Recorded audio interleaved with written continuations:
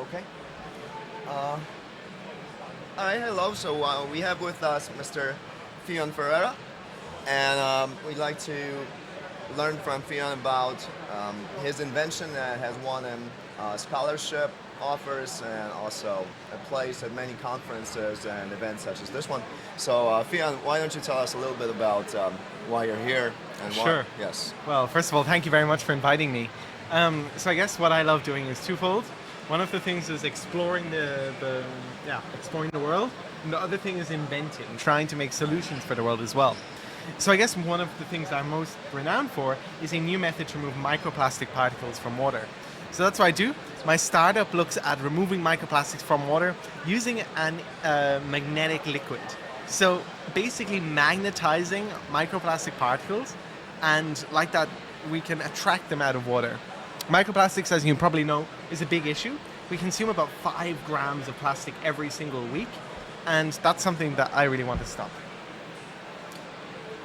Okay, it seems to be very interesting, and I have a question for you, because we read a lot of newspapers, and there are everywhere some texts about that the plastic is very dangerous for natural environment. Is it true?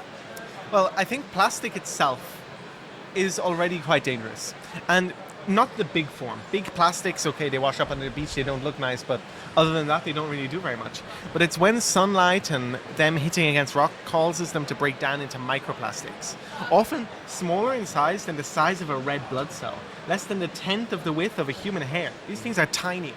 And these small plastics are something that we need to solve and we need to stop from being produced.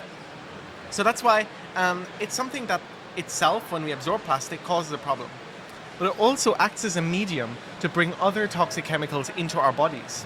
You see, plastic attracts and absorbs heavy metals and toxic things in the sea, and like that it brings it into our body when we drink plastic.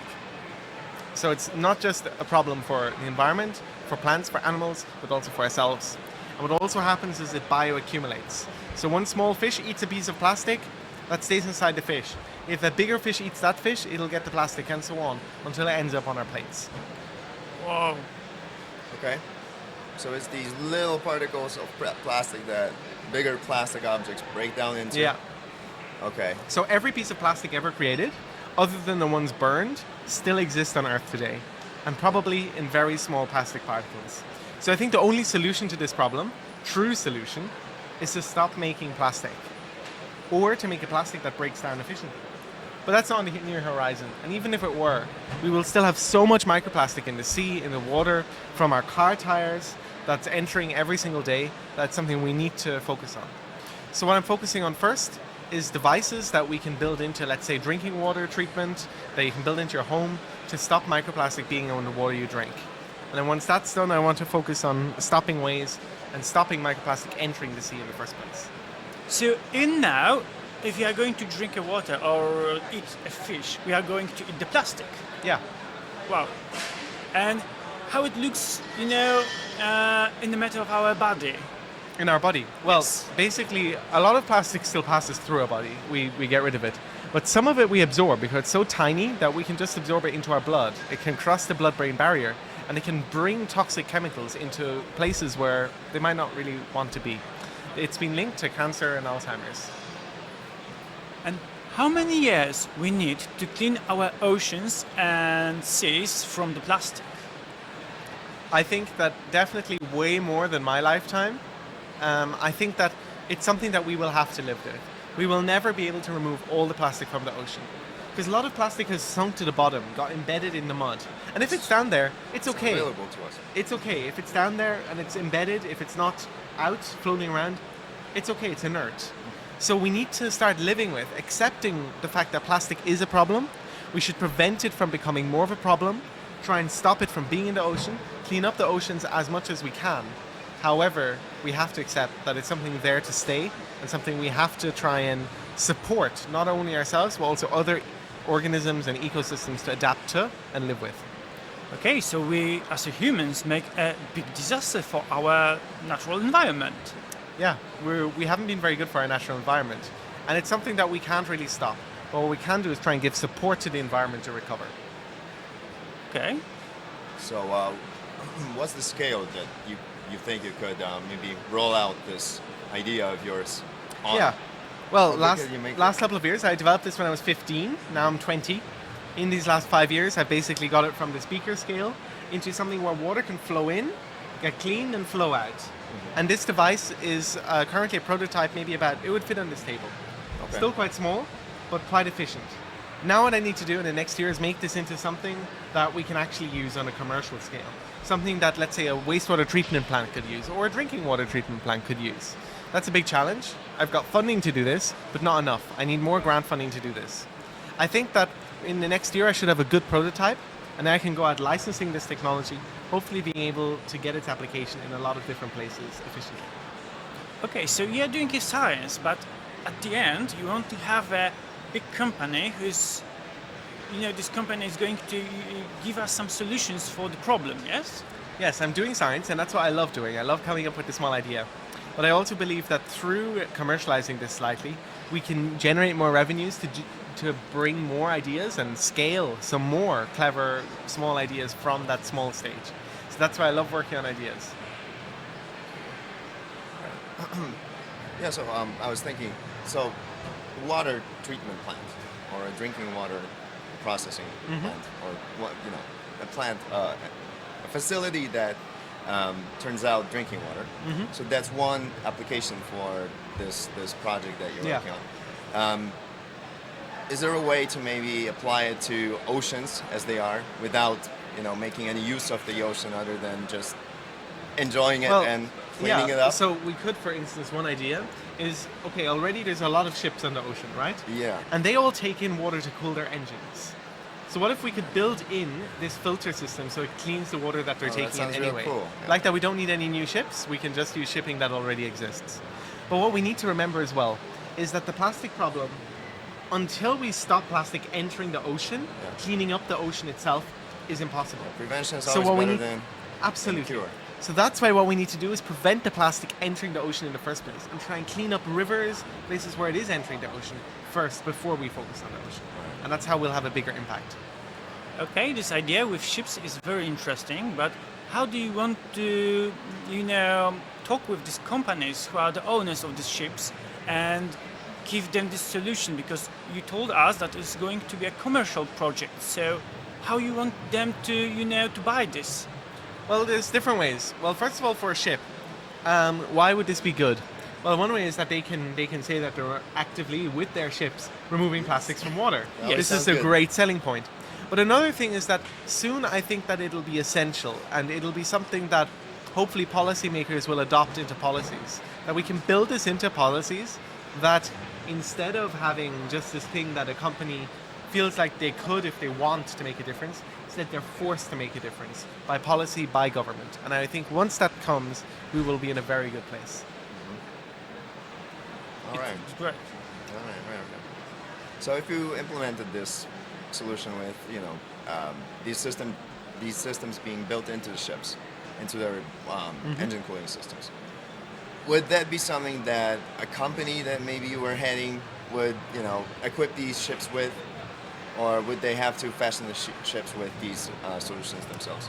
I'm looking at licensing. So I'm looking at perhaps licensing this technology to already existing companies and ideas, so that they can adapt this to best fit their own needs. Right. But also that, let's say, a wastewater treatment plant can repurpose some equipment they already have, being better for the environment, right? So that's why I think, it's really important to do that, but that's why I'm not looking at manufacture. I'm looking at trying to make solutions, more solutions, and letting them to adapt it, build it themselves, that the shipping company itself will already probably have great engineering teams, and just use the plans, the designs that I send, and build their own. Okay. Would you maybe designate a portion of, the ships that are out there in the oceans to fulfill this task, or would you just fashion any vessel? I think that the more vessels you have, the more efficient it would be, and the better it would be. I think that one way to ensure that this is a great thing and that it works well is, for instance, to make this policy in certain areas, let's say in Europe, that you would have to build this into a ship. But also ballast water is another thing. So water is put into the bottom of the ship to ballast it. And if we could build in this device there, we would also be cleaning a lot more water. But I think it'll really depend from locality to locality, geography to geography, how it'll be implemented and what the best strategy would be. But something is clear, and that is that there is definitely an interest and attraction to ideas from young inventors. And I think that's something we need to build on. We need more people to aspire to invent.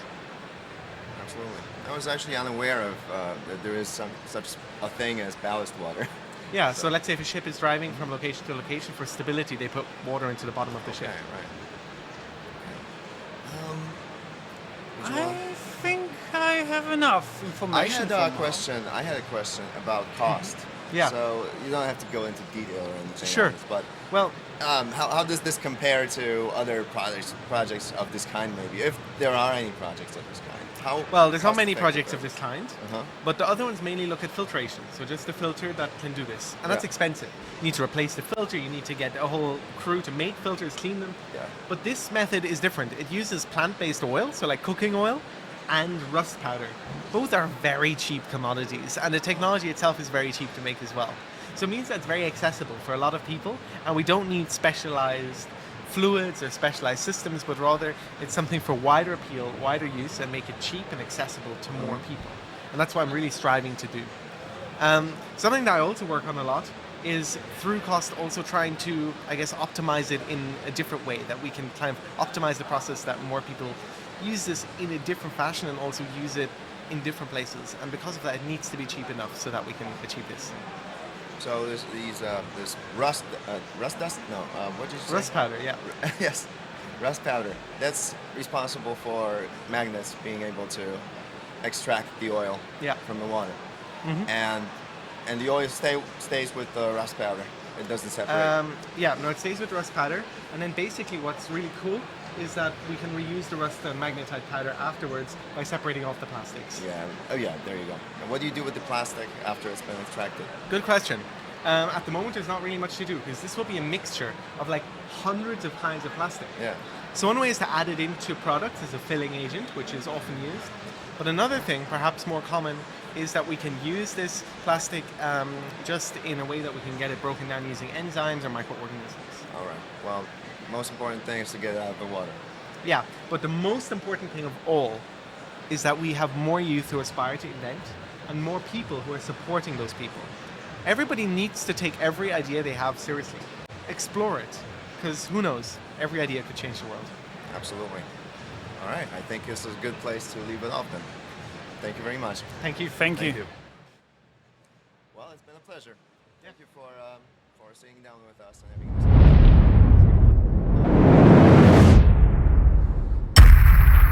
How have you been enjoying yourself so far here? I find it really nice conference. I've met lots of people, had some great conversations. I still need to explore the city a little bit because I haven't